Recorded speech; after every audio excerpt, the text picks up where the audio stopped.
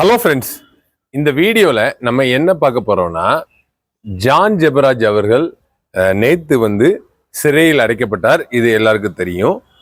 John Jebaraj அவர்கள் எப்பொழுது விடுதலை அப்படிங்கிறதா நிறைய பேருக்கு கேள்வியாக இருக்குது. அடுத்து நம்ம ஜட்ஜு 15 நாள் சிறையில் இருக்கணும் அப்படின்னு அறிவித்திருக்காங்க. அதாவது 25 ஏப்ரல் 2025 வரைக்கும் சிறையில் இருக்கணும்னு அறிவிச்சிருக்காங்க. அப்பனா அன்னைக்கு ஜான் ஜெபராஜ் ரிலீஸ் ஆயிடலாமா? ஆக முடியாது. அன்னைக்கு திரும்பி கோர்ட்டு கூட்டு வருவாங்க, இன்னொரு 15 நாள் போடுவாங்க. அப்புறம் அந்த 15 நாள் முடிஞ்ச பிறகு திரும்பி கூட்டு வருவாங்க, அப்புறம் திரும்பி ஒரு 15 நாள். இது எல்லா வழக்குக்கும் இதுதான் முறை.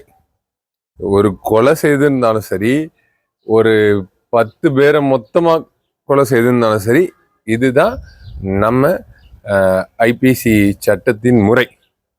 15 நாள் தான் நீதிமன்ற காவலில் இருக்க முடியும். அப்புறம் திரும்பி அதை புதுப்பிக்கணும் அடுத்த 15 நாள். இதுதான் நம்ம சட்டம். ஆனால் ஜான் ஜெபராஜுக்கு என்ன செக்ஷன் போட்டிருக்காங்க அப்படிங்கிறத டைம்ஸ் ஆஃப் இந்தியாவில் வந்ததை நம்ம பார்ப்போம். ஜான் ஜெபராஜுக்கு இந்த பக்கத்தில் இருக்கு பாருங்க, 9ல் IM, அதுக்கப்புறம் 10, இந்த 2 பிரிவுல கேஸ் போட்டிருக்காங்க. அதாவது 2012 போக்சோ ஆக்ட் படி 9வது செக்ஷனும் 10வது செக்ஷனும் எதை குறிக்கும் அப்படிங்கிறது எனக்கு சொல்றதுக்கே ஒரு மாதிரி இருக்குது. அட்வொகேட் இ கஜேந்திரன் அவர்கள் போக்சோ ஆக்ட் செக்ஷன் 9, 10ல நீங்க என்ன பண்ணியிருந்தா இந்த செக்ஷன் 9, 10 உங்க மேல பாயும் அப்படிங்கிறத வழக்கமா சொல்லியிருக்காங்க அட்வொகேட் இ கஜேந்திரன் அவர்கள். அந்த வீடியோ கிளிப்பிங்க இப்ப பார்ப்போம் ஃப்ரெண்ட்ஸ். இப்ப என்ன கேள்வி என்றால், இப்போ இவங்க தான் குற்றவாளி. எந்த பிரிவின் படி? Section 9 read with 10 of POCSO act 2012 படி. அப்படி என்றால் இவன் என்ன குற்றம் புரிந்திருக்க வேண்டும் என்றால், எவ்வாறு குற்றம் புரிந்தால் இந்த பிரிவின் கீழ் செக்ஷன் 10 ஆஃப் போக்சோ ஆக்டின் படி இவன் தண்டிக்கப்படுவான், அல்லது செக்ஷன் 9 ஆஃப் போக்சோ ஆக்டின் படி இவன் குற்றம் புரிந்தவராகிறார் என்று சொன்னால் என்னென்ன செய்திருக்கணும்? இப்போ இந்த குழந்தை இருக்குது, இந்த குழந்தை இப்போ நீதிமன்றத்தில் இந்த குழந்தை இருக்குது என்றால், இந்த குழந்தைக்கு இப்போ ஆவரேஜாக என்ன பண்ணாங்க, ஒரு 13 வயசு 14 வயசு அந்த 15 வயசு வச்சுக்கலாம். அப்போதான் அந்த பொண்ணு மெச்சூரிட்டி, செக்ஷுவல் மெச்சூரிட்டி வரும். பூப்பட்டின்னு சொல்லுவாங்கல்ல, அந்த பெண் அந்த பெண்மை அடைகிறாள், பூப்பட்டின்னு சொல்லுவோம். மஞ்சள் நீராட்டு வெள்ளம் பண்ணுவாங்கல்ல, என் குழந்தை இது ப்ராக்டிஸ் சொன்னால் வயசுக்கு வந்ததுன்னு சொல்லுவாங்கல்ல.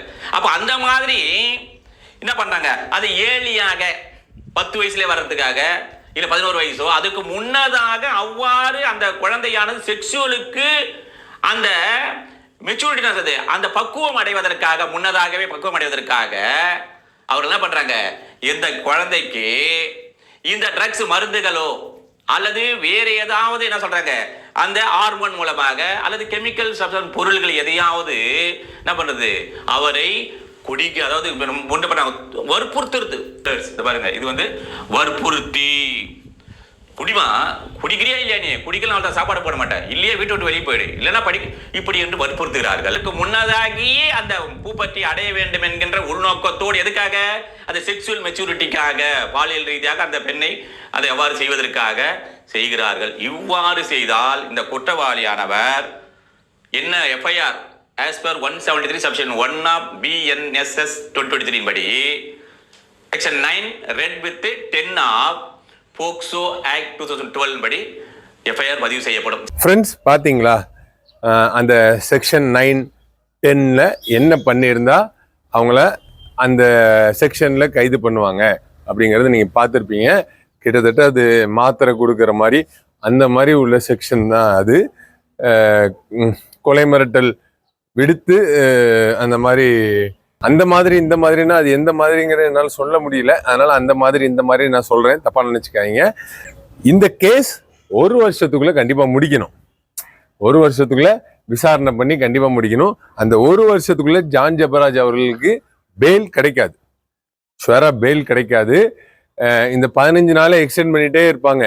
இந்த 15 நாளுக்கும் பெயிலுக்கும் சம்மந்தம் கிடையாது. பெயில் தனி, இது கேஸ் நடக்கிறது தனி. இந்த கேஸ் நடந்துகிட்டே இருக்கும். 15 நாள்ல ஒரு இது நடக்கும், அப்புறம் அப்படியே நடந்துகிட்டே இருக்கணும் வைங்களேன். 15 டேஸ்க்கு ஒருக்கா இந்த கேஸ் நடந்துகிட்டே இருக்கும்.